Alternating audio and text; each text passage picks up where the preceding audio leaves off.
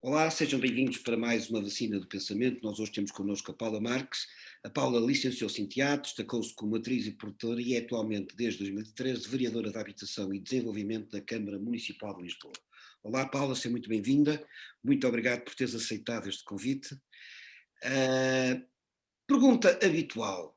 O que é para ti? Como é que tu... Eu sei que tu já tens visto algumas destas vacinas também, verdade seja dita. Sim. E a pergunta é: como é que tu conceptualizas esta ideia de vacina do pensamento? O que é que poderá ser para ti uma vacina do pensamento? Obrigada, Dinis, pelo desafio e obrigada pelo acolhimento. Nós, quando pensamos na vacina como algo que nos vai proteger de uma outra coisa. Não é? A ideia da vacina é algo de prevenção. Não é? Nós vacinamos contra o tétano, nós vacinamos sempre contra alguma coisa, não é? E quando se fala em vacina, quando a ideia da vacina, de vacinas do pensamento, eu não faço a mesma ligação, não é? Acho que é muito mais, pode ser muito mais uma coisa de não tanto de contra ou de proteção, mas de preparação. De preparação, de desafio, de inquietação ou de desinquietar. Isso Digamos que a, a vacina ajuda-nos, a vacina para o pensamento, lá está, a vacina para o pensamento e não contra, ou é mais uma coisa de porque é que isto, que é que isto nos serve? Epá, serve-nos para nós podermos conversar, que é uma coisa que é que eu bom. acho que faz falta. Também foi um Estamos dos nesta motivos deste outra, site. Também foi um dos motivos deste site. Não foi só. claro. Também arranjar Também um pretexto para conversarmos sobre coisas que nos fazem falta, não é? Pronto. E que foram é importantes. verdade. É verdade que estamos nesta coisa difícil, não é? Que é a distância física. Eu não gosto nada desta coisa que começou a entrar na nossa linguagem de distanciamento social. Eu não acho nada positivo esta ideia do distanciamento social. Há um distanciamento físico, imposto pela situação de saúde pública que estamos a viver e de proteção, mas não se deve associar isso ao distanciamento social. Nós temos é que encontrar outras plataformas, outras formas de comunicação, outras formas de desinquietação, e esta é uma delas, não é? Quer dizer, eu não te via há não sei quantos anos e hoje estamos aqui a conversar, conversa solta sobre, no fundo, o que é que nos inquieta e o que é que em que é que nós podemos também desinquietar uns aos outros.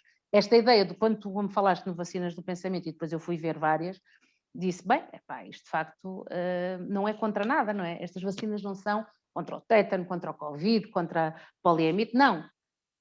São vacinas para nos... A explicação é para nos espicaçar, não é? E são para nos desinquietar. Mas repara, Paula, pois eu acho muito bem, e isso é uma das coisas que me tem fascinado, é formas diferentes como as pessoas têm percebido esta ideia de vacina. Porque inicialmente, quando eu pensei na ideia de vacinas, eu tinha pensado numa série de autores que digamos, me prepararam contra alguns vírus que andam por aí, mais patogénicos, ideológicos, Hum? racismos, homofobias, ou sei lá, xenofobias, por aí fora. Mas depois fiquei muito surpreendido pela positiva, porque quando comecei a perguntar aos meus colegas que tipo de vacinas, o que era para eles uma vacina, comecei a perceber que isto estava para imensa coisa. E isso foi muito interessante, porque é um conceito polissémico, percebes? E, portanto, de facto, Uhum. tem várias possibilidades de interpretação.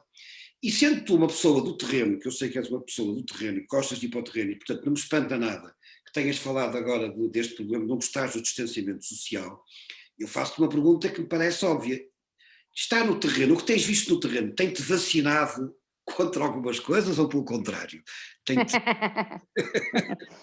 Não, olha, há uma coisa que concordo contigo no contra, não é? Esta, nós usamos muito popularmente a ideia do estou vacinado.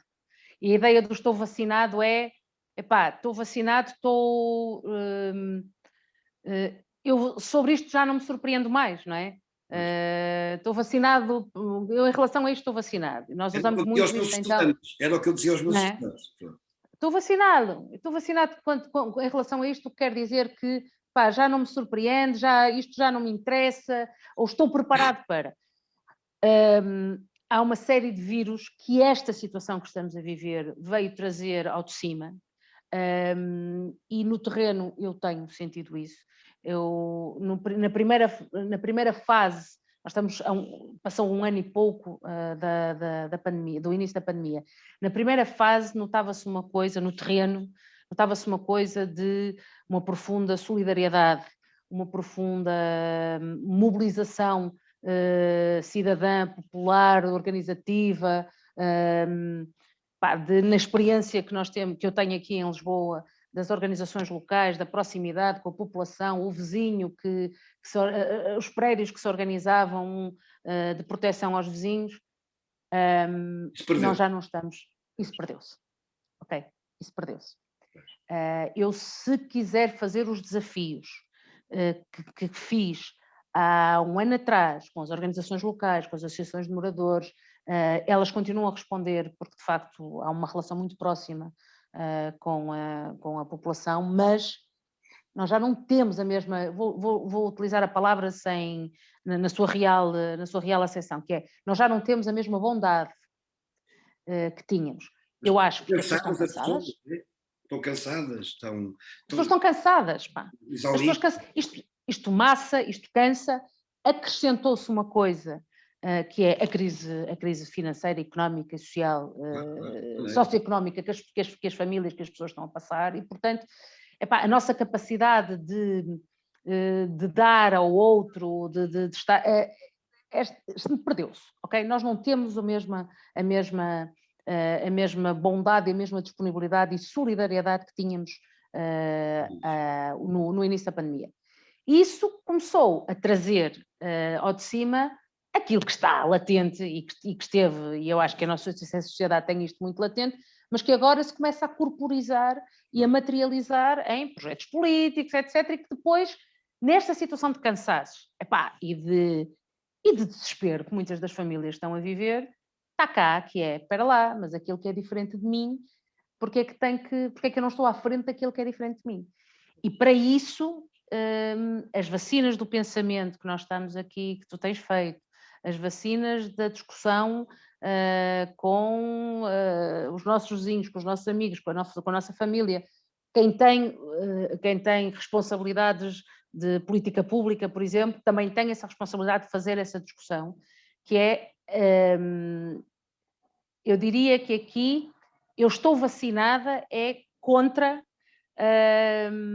e isto que no terreno tenho visto ao longo deste ano, estou vacinada contra esta tentativa de pôr pessoa vulnerável contra pessoa vulnerável, que é uma coisa que a mim me tem mexido com o sistema, que é as pessoas deixam de fazer a análise da sua fraca condição de vida pela análise, eu até diria por uma análise marxista, se quisermos, mesmo que assim que a pessoa não o entenda como... Consciência disso, não tenha consciência disso, mas espera lá, o meu problema não é que o meu vizinho do lado tem um subsídio de apoio social um bocadinho superior ao meu, ou que o meu vizinho do lado tem um salário ligeiramente mais alto que eu. Não, o meu problema é que eu tenho um salário tenebroso, é que eu tenho um salário muito baixo, é que eu tenho uma precariedade laboral, e há uma profunda má distribuição dos recursos e má distribuição da riqueza. E, portanto, ou seja, as pessoas não fazem... começam-se a separar, não é? Em vez de se unirem, e, portanto, o problema é do meu vizinho do lado, estás a ver? O meu problema não é de um sistema que não é retributivo em condições,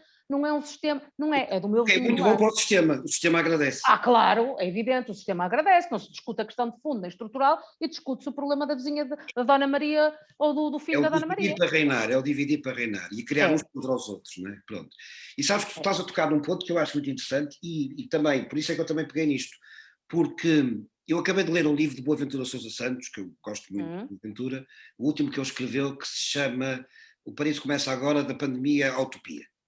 E ele, logo no início, na página 3, até fiz uma nota, como disse, ele disse uma coisa que eu achei fascinante, que foi, de repente percebeu que este coronavírus estava a mostrar uma realidade que ele já conhecia, mas ficou surpreendido com a força com que isto veio ao de cima. E às páginas tantas diz, será que o vírus é melhor sociólogo do que eu? Porque veio expor uma série de fragilidades que havia na nossa sociedade de uma forma absolutamente crua. E eu passo-te a palavra, tu, enquanto pessoa que está no terreno, que trabalha nesta área de desenvolvimento, da habitação, que vai para os bairros, que tem este contacto direto com os, e sabes que eu sou antropólogo, portanto, este aspecto do terreno para nós é muito importante. Tu sentiste também que o vírus de repente mostrou-te coisas que tu já sabias, mas que não. Lá está, e que criaram esses problemas que estás agora a dizer, quer dizer, expôs isto de uma maneira que até de alguma maneira te surpreendeu. Surpreendeu-me e expôs de uma forma muito mais violenta de qualquer análise sociológica e de qualquer análise técnica, expôs de uma forma, como digo, com mais violência, com uma rapidez e com um agudizar do extremar de posições, ok? Estas três evidências para mim foram muito desinquietantes, que é com uma grande violência, com uma grande rapidez e com este extremar de posição, com este agudizar a fratura social e socio-territorial agudizou-se. Agudizou-se e sentiu-se de forma muito, muito clara, quer dizer, vamos lá ver, nós estamos, há uma percentagem muito grande de pessoas que estão em teletrabalho. E o teletrabalho também tem uma série de questões associadas, não é? Se as pessoas que estão em teletrabalho têm condições em casa, nas casas onde vivem, para poder fazer o teletrabalho, como é que as pessoas conseguem ter a sua capacidade de desligar entre o chapéu, não é? O chapéu do trabalho e o chapéu da vida... vida familiar, claro. Da vida familiar, lá está, são os 8-8-8, não é? Quer dizer, eu tenho são as 8 horas de trabalho, as 8 horas de descanso e as 8 horas de lazer. Como é que eu, no mesmo espaço físico, como é que eu, no mesmo espaço físico, consigo fazer essa diferenciação? Portanto, teletrabalho também trouxe, mas depois, até isso veio acentuar a fratura, não é? Que é, há um conjunto de pessoas que, para que nós possamos estar em teletrabalho, e no mínimo de segurança, não podem estar em teletrabalho. Não podem estar, quer dizer, os profissionais de saúde não podem estar, não podem estar lá em teletrabalho, temos que comer, o lixo tem que funcionar. O lixo tem que funcionar, todas as pessoas que têm, que são empregados de limpeza, que são empregadas ou empregados de limpeza, não deixam de trabalhar e portanto, isto veio acrescentar a esta fratura que se começou a sentir mais. E, mais uma vez, aconteceu uma outra coisa, que é, se nós prestarmos atenção, e eu não estou a falar só daquilo que vejo, naquilo que são os territórios de trabalho, por inerência da função que tenho, não é? Que são os territórios de habitação municipal, de habitação pública na cidade de Lisboa, onde há uma concentração de precariedade laboral, de baixos salários, de baixa escolaridade, de fragilidade, vulnerabilidade vária, ou vulnerabilidades várias, mas também há uma capacidade, ainda assim, de resiliência e resistência muito grande e de solidariedade com quem está ao nosso lado. Agora, há uma coisa que nos mostrou, eu não sei se não sei se sentiste isso, mas é uma coisa que me vem chamando a atenção. Como dizias, como eu ando muito no terreno, já viste a coloração da cidade que tem que ficar a trabalhar? Pois é. Já pensaste nisso? Pois nós não pensamos nisso, de facto. Mas na coloração da cidade que tem que ficar a trabalhar. E, portanto, nos trabalhos... Isso torna-se até mais em Lisboa, não é? Sim, em Lisboa, portanto, na experiência que eu tenho, e como tu referiste bem, eu divido a minha vida entre o teletrabalho, que é possível fazer a partir de casa ou a partir do gabinete de trabalho, e depois a ida aos bairros, às comunidades e tudo mais. A gente anda na rua, e quando tu andas na rua, que vem a outra questão dos outros vírus que andam aí, não é? Que é, vejam a cor... Desculpa, eu percebo isso, isso notava-se mais, portanto, nos telejornais, as pessoas que andavam no metro, nos transportes públicos, isso via-se... essa a realidade. Essa a realidade, Inês. Qual é a cor da cidade que tem que ficar a trabalhar, não é? E o que é que isso quer dizer do ponto de vista até da análise sociológica, que é, onde é que está a precariedade laboral, onde é que estão os trabalhos menos qualificados, etc. Mas é uma das coisas que... Isso veio tudo ao de cima. Isto leva-me, pronto, à pergunta seguinte. Tu há pouco falaste de Marx, mas seguramente que também tiveste, ao longo deste tempo, foste lendo outros autores que também te foram sensibilizando para essa forma de olhar o mundo. E isso também é uma das perguntas que eu costumo fazer, como sabes, aos meus convidados e às minhas convidadas, que é: que autores foram mais marcantes? Como é que tu foste? Eu sei que andaste no teatro, e evidentemente, por exemplo, há pouco estava a te ouvir falar, e uma das coisas que eu também já tenho falado em algumas conversas que eu aprendi no teatro é esta necessidade de uma distanciação brechtiana para nós podermos perceber. Não é só Stanislavski para o terreno, é também depois temos de ter o Brecht e distanciarmos. Não é? Pronto, e são outros, é uma das coisas que eu também estou a achar piada das conversas, também vou-me lembrando de outros autores, que tu também sabes, eu também fiz teatro, e que foram importantes para mim, e que eu vou descobrindo nas conversas. Mas, evidentemente, também tinha alguma curiosidade em perceber autores que foram importantes para ti, filmes, viagens, eu sei lá, que de alguma maneira também te sensibilizaram, que te vacinaram no sentido que tu lhe quiseres dar e que tu lhe estavas a dar. Olha, é engraçado falares na questão do que é que o teatro, o que é que o meu percurso de vida até aqui me trouxe, e qual é a aplicação, que instrumentos e que utensílios me deu ao longo a vida que tenho tido para agora aquilo que faço. Eu, para além da experiência que tive como atriz de teatro e de produção, quer no Porto, quer em Viana do Castelo, depois em Lisboa fiz um sem número de coisas.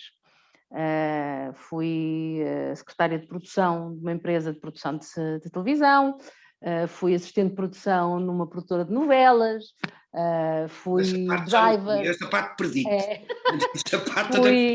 Fui motorista dessa empresa de produção desse estúdio de televisão e, portanto, o que depois, quando chegamos a um desafio como este, de ser um trabalho autárquico e ter alguma responsabilidade na produção de política pública, no exercício, é muito bom, não é? Porque quando temos mais mundo, também nos faz ter Estiveste do outro lado. Do outro lado, eu não gosto muito de pôr um lado e outro, não é? Mas estiveste no terreno, estiveste a trabalhar, tiveste outro tipo de funções, claro. Sobretudo dá-nos uma visão de que as coisas não são nem tudo que é setor, não são fáceis, não sei se nem tudo que é setor privado é o monstro, nem tudo que é setor público é a bondade. Pronto, dá-nos aqui alguma reflexão e alguma... Não tem esse olhar a preto e branco. Não, a coisa não é manicaísta. Pronto. Agora, a mim é a utilização de uma metodologia de método. E depois, ao mesmo tempo, ter uma metodologia brechtiana de distanciamento e distanciação para poder fazer melhor, lá está, para poder fazer melhor reflexão, melhor produção crítica, foi fundamental. Ao longo destes anos, viagens, olha, vou começar pelas viagens antes de ir aos autores. Uma das coisas que eu mais gosto de fazer é viajar. E durante muitos anos não tive essa possibilidade. Não tive essa possibilidade até pela situação socioeconómica que vivia, e, portanto, não tinha. Deixa-me só dizer isto. Eu não disse isto em vão, porque eu sei que viagens são altamente vacinantes. Para mim, a leitura, o cinema são, mas as viagens para mim são vacinas extraordinárias e muito produtivas, muito produtivas. Viagens que me marcaram profundamente e que me fizeram ter uma outra perspectiva de vida. Uma viagem que fiz ao Quénia. Eu tenho sempre um propósito, que é vou em férias, mas como não consigo ficar só nas férias e no passeio... A Paula também vai. A Paula também vai. E, portanto, fiz uma viagem ao Quénia para ir ter com uma pessoa amiga, que tem uma função que me desafia muito, que me obriga a refletir e, sobretudo, a ter termos de comparação, que é uma pessoa amiga que é funcionária das Nações Unidas e que trabalha no Programa Alimentar contra a Fome. E, portanto, e que trabalha muito com deslocação de refugiados, situações extremas, e, portanto, tudo aquilo que tu constróis, todas as narrativas que tu constróis na tua cabeça sobre situações de emergência e situações de vulnerabilidade com que eu vivo e com que eu lido, e depois chegas a outra realidade, ela não é, eu não tenho muito esta coisa de ser melhor ou pior, não é isso, é como é que isso te faz ter perspectiva sobre aquilo que tu fazes cá, e deu-me uma coisa extraordinária, que é combateu muito um eurocentrismo que eu ainda tinha. Portanto, se quiseres, a minha viagem ao Quénia, a minha viagem depois ao Mali, foram 2 viagens com o mesmo propósito, com um enquadramento muito próximo, e que me fizeram perceber que, de facto, este eurocentrismo é profundamente... Está cá, mas é profundamente prejudicial. É estrutural. Eu que até sou uma pessoa com reflexão crítica sobre sinto isso. Sobre o projeto Europa, não é? Sou bastante crítica, mas ainda assim o meu filtro está cá, não é? E quando fazes uma viagem destas, em particular ao Mali, que foi há mais de um ano, de facto o eurocentrismo faz-nos muito mal. Mas faz-nos mesmo muito, muito mal. E, portanto, essas foram 2 viagens que me despertaram muito. Esta do Mali ainda mais, porque junta o cinema, a música, a expressão artística, uma cultura milenar. Quer dizer, estás num país onde tem... cultural, quer dizer, foi é uma coisa incrível, não é? E, de facto, eu é que era a pessoa fora do baralho, não é? Eu é que era a pessoa fora da caixa. Eu é que era a outra. E, portanto, isso foi uma coisa que me... E percebi o quão importante isso era para mim, para a minha formação como cidadã, como pessoa, mas para aquilo que eu estava a fazer cá. Eu passei a ver com outros olhos todo o fluxo das migrações, dos refugiados. É verdade, porque começas a perceber em loco, no terreno, qual é a situação de origem, não é? De alguns territórios. Agora, falar sobre isso, eu entrevistei a Cristina Santinho, não sei se viste, uma das últimas vezes. Sim. E ela fala também da experiência do México, como aquilo de repente, quando estava a escrever a sua tese de doutoramento, percebi, espera lá, aquilo que eu vivi lá é o que vivem cá os refugiados. Eu tive ali meio pois. Pois é. Ela sentiu aquilo na pele, de repente, ela percebeu realmente o que era estar naquela situação, quer dizer, não há nada como passar por isso. E muda a tua estrutura de pensamento. Depois, eu voltei a ler coisas, eu intervalo muito entre os livros ou as leituras que faço, se quiseres, académicas, não é? E que são leituras que me ajudam a estruturar aquilo que é a produção de política pública na área da habitação. Tenho lido muita coisa de vários autores brasileiros do trabalho que fazem nas favelas, muito em São Paulo. Há um coletivo de arquitetos e de gente ligada às comunidades que trabalha em São Paulo para a casa pública, e, portanto, são coisas que são vários autores, e pessoas com quem tenho trabalhado até no Brasil, que me ajudam também. Lá está, é uma outra estrutura social, uma outra estrutura de pensamento. E depois, porque eu também gosto de coisas indiretas, voltei a algumas, em particular, algumas autoras brasileiras, e há uma autora brasileira, romance, e, portanto, não é um livro académico, mas um romance que tem sido uma aprendizagem extraordinária, e, sobretudo, porque tem uma coisa que eu gosto muito, que é o brincar com a linguagem, que é a Ruth Guimarães. A Ruth Guimarães é extraordinária. Tem um livro que a mim me toca particularmente, que se chama Água Funda, e que a Ruth Guimarães é mais uma escritora esquecida, mulher, não branca, e que é contemporânea dos grandes escritores brasileiros e que são identificados como os grandes produtores de literatura brasileira, ela é contemporânea e é completamente esquecida. Tem uma coisa muito bonita que é o uso da linguagem, da diversidade da linguagem no Brasil, para contar histórias, e a história é a história de uma roça, e como é que ao longo da história, desde o início da roça, vai passando pelos vários herdeiros, até chegar ao desfazer daquele império, se quisermos, não é? E qual é a relação, quais são as idiosincrasias que aquela vivência naquela roça tem para uma mulher que é líder, que de repente tem que tomar conta de um negócio, que ao mesmo tempo é quase obrigada a casar, porque senão não é legitimada. É um romance, é muitíssimo bem escrito, e é um livro que, não sendo um livro de teoria, é um livro que nos ajuda a refletir sobre várias questões, nomeadamente sobre as questões que se cruzam com as discriminações várias, etc. Tenho lido o Boaventura Sousa Santos, porque lá está, ajuda-me. É incontornável. Ajuda-me, é incontornável e ajuda-nos a refletir sobre Este distanciamento obriga-nos a ter o distanciamento. Voltei a ler um livro muito interessante da Angela Davis, que se chama A Liberdade é uma luta constante,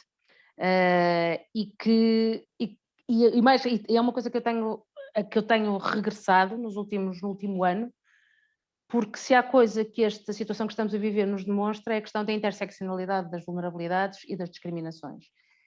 E eu acho que voltar a ler alguém como a Angela Davis hoje, depois dos filtros todos que eu fui retirando ao longo em particular destes últimos 6 anos ou 7 anos de trabalho numa função pública, não é? Que para mim era uma coisa estranha,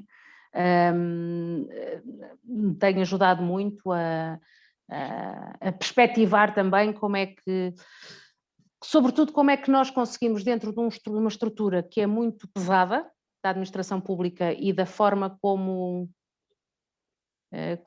quase nos formatam para exercermos um cargo público e um cargo político, como é que nós conseguimos trabalhar nos buracos do sistema e nos intervalos do sistema.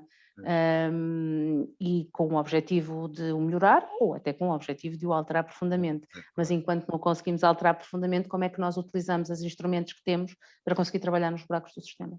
E, portanto, Ruth Guimarães, o Akhil Mbembe... Ruth Guimarães não conhecia, sou franco. Agora, Angela Davis, claro. Ruth Guimarães é extraordinária. Mas já registrei, aliás, eu vou-te pedir depois a listinha do costume. Faço questão. Há uma série, eu assisti a uma conferência na Gulbenkian há 1 ano e meio do Akhil Mbembe, que é um filósofo, pensador, muito crítico sobre o eurocentrismo, não é? Mas sobretudo é muito crítico em relação aos vários ciclos, não é, de crise que nós vamos vivendo ao longo da história. Portanto, ouvi essa conferência. Tenho cá em casa. Ouvi essa conferência e depois fui lendo alguns escritos, alguns artigos dele mais recentes que também me ajudam a pôr nesta nossa construção de pensamento dentro daquilo que é a estrutura de um país na Europa, por outros ingredientes, não é? Por outros eixos. Semi-periférico, de acordo com... É semi-periférico, mas Dinis, é semi-periférico. Sim, deixa-me só dizer isto, que eu nunca mais me esqueço desse texto, que eu gostei muito. Foi um texto que li há muitos anos de Boaventura, em que ele dizia que nós estávamos entre Próspero e Caliban.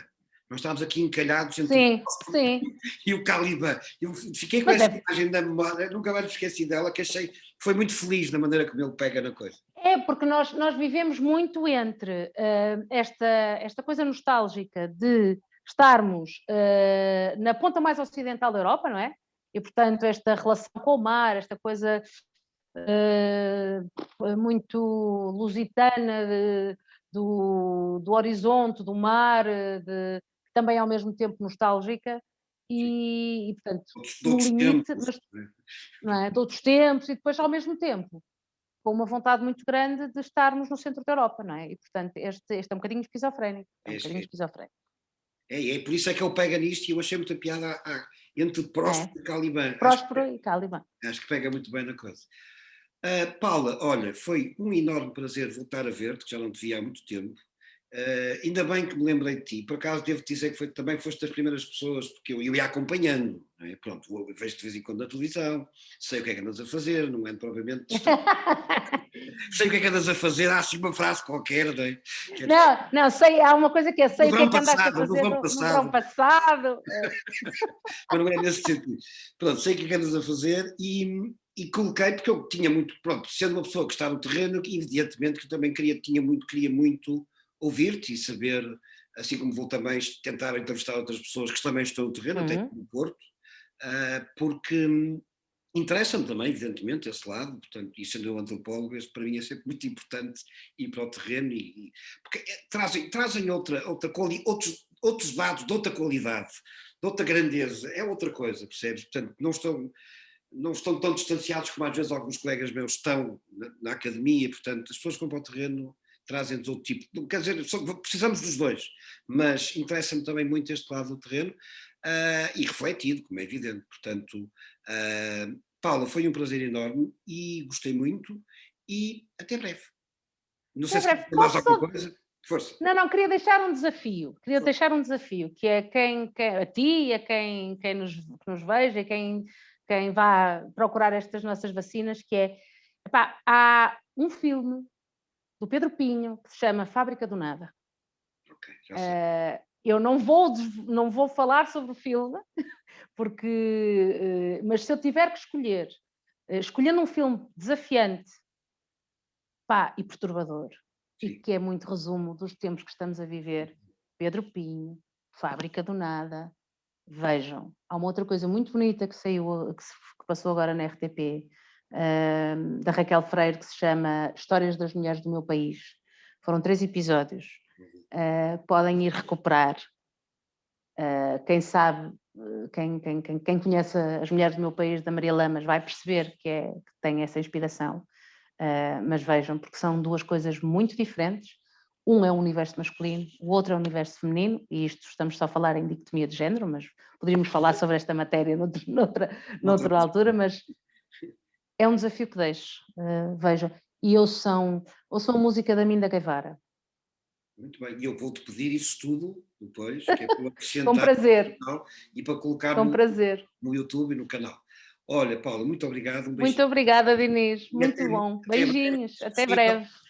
Uma esplanada no copo. Numa esplanada. A ver um fino. A ver um fino, ou um príncipe. A ver um fino, ou um príncipe. E a tomar um cimbalino. Ok. Cimbalino. Até logo. Até logo.